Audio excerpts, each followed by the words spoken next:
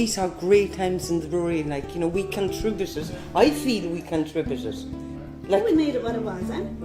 You know, we made Beamish what it was. the working people. Yeah.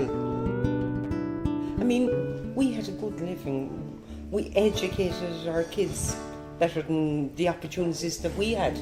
Through, you know, thanks to Beamish and Coffee. Isn't that right, Margaret? Yeah. We had a great quality of life.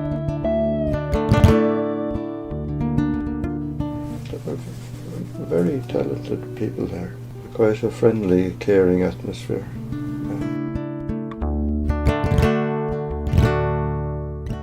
I mean, you go in the morning and you'd look in at the lab.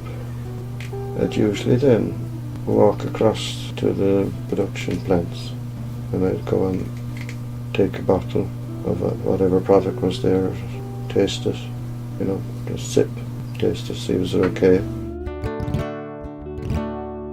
The hops are weighed out for addition to a brew, and tasting the hops, but it really means just rubbing them together and sniffing them, because you don't taste hops.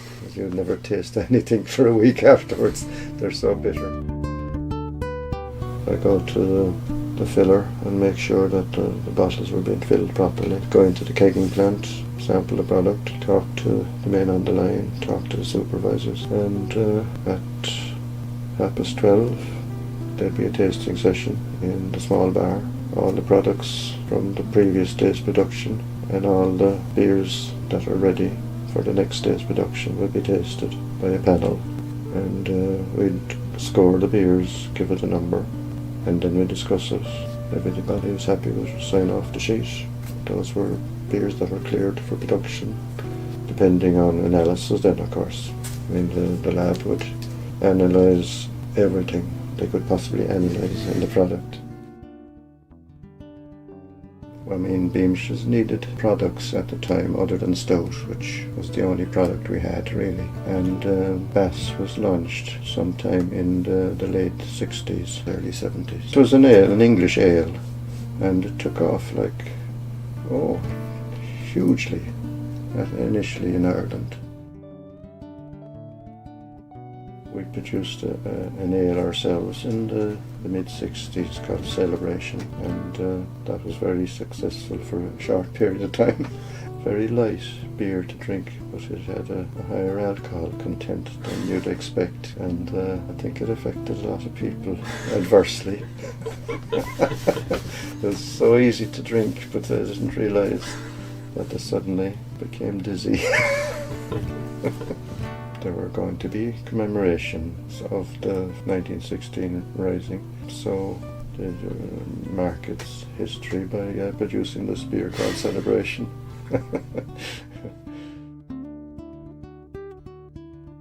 There was a version of Beamish called Tower Stout put out. It was a little cheaper, and that would be been around the same time, in the between 1966 and 1970-ish, you know.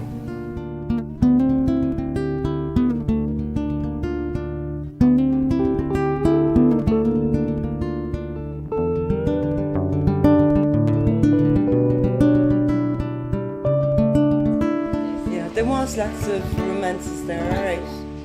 Carmel Ryan in the Edmund married Kevin, he was a chemist.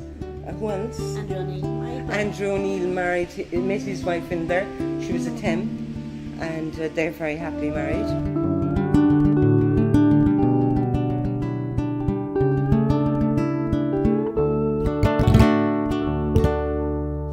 Eileen was a switchboard operator, and she trained me into the switchboard, and we became the best of friends. She really took me under her wing, you know what I mean?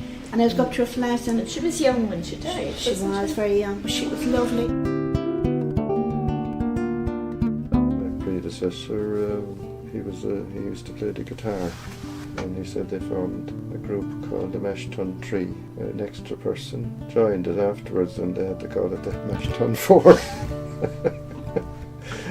Which was funny, because there was a mash tun called Mash Tun 4 in the brewery. Of course, there was an awful lot of drinking. All of us, yeah. It was very wet.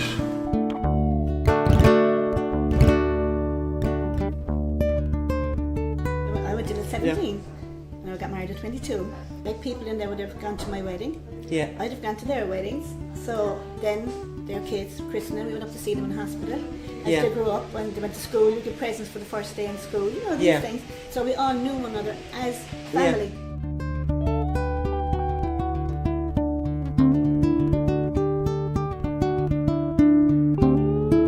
Richard Beamish, the chairman of the company before the Canadians took over. As I say, became a non-executive director and eventually retired, you know, but he used to walk in and out, you know, at various things.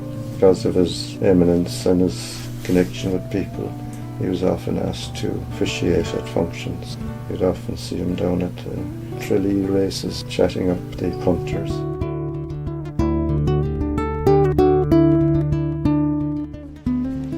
I just remember as well, Patrick's Day, they had a float every year, and we were up on the floats and we were dancing on the floats as well, and drinking. And we always won first prize for the best overall float. Isn't that right, Mary? And I got big pints of Bass, you know, I can still see, and pints of Beamish. My God, it was fantastic. And we danced, and I used to love it. And then we'd all go back to the brewery after.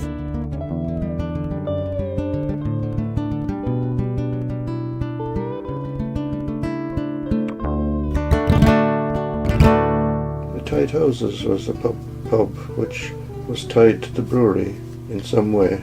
Either the brewery owned it, or they owned the lease, or some other reason that the pub owed them money and couldn't pay it. And they were obliged then to only sell the firm's products. Beamish's had, to my recollection, somewhere between 30 and 50 tied houses, mostly in Cork and a few surrounding areas, and of course we had to manage and maintain them.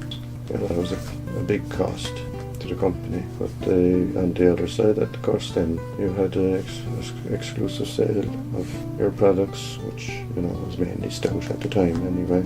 The whole thing collapsed eventually because Guinness was so powerful in the country that a lot of these tied houses had to have Guinness to survive.